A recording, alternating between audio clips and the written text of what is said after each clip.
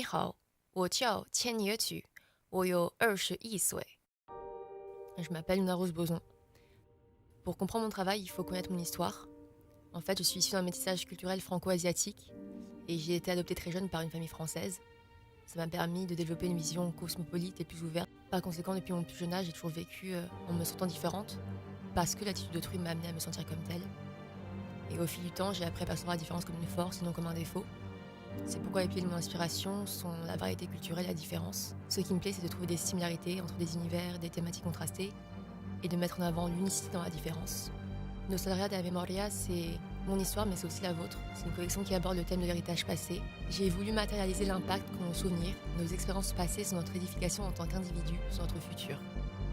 Pour cela, j'ai choisi d'utiliser la lumière et des étoiles comme forme matérielle de souvenir, en référence au documentaire Nostalgia de la Luz de Patricio Guzman. Et dans cette optique, j'ai travaillé avec un ingénieur électronique, Théo Lazouek, pour m'aider à inclure l'art de la lumigraphie dans mes vêtements. Je travaille avec des matériaux innovants, moins habituels comme le réflectif prisme ou le cuir d'ananas. Cette collection elle est à mon image. C'est une collection qui se veut créatrice, hors des codes, mais aussi éthique et écologique, axée d'une part sur le progrès technique, mais promouvant également les savoir-faire manuels. C'est vraiment la rencontre entre les innovations modernes et l'artisanat traditionnel. Il y a aussi cette colonne vertébrale en impression 3D de taille humaine que je réalise en partenariat avec l'entreprise Sculteo. J'ai également travaillé avec eux sur une bijouterie en fonderie par impression 3D.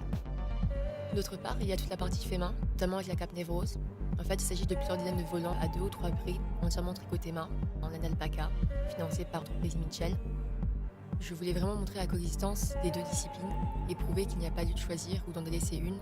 On pourrait voir cette collection comme une forme d'aboutissement de mon apprentissage, mais c'est avant tout un défi personnel. Donner forme à ces souvenirs, pour moi, c'est me confronter à mes névroses, pour pouvoir enfin vivre avec, non comme un poids, mais comme un enrichissement. Je suis ce que mon passé a fait de moi, mais je choisis également celle que j'aspire à devenir. Et vous ?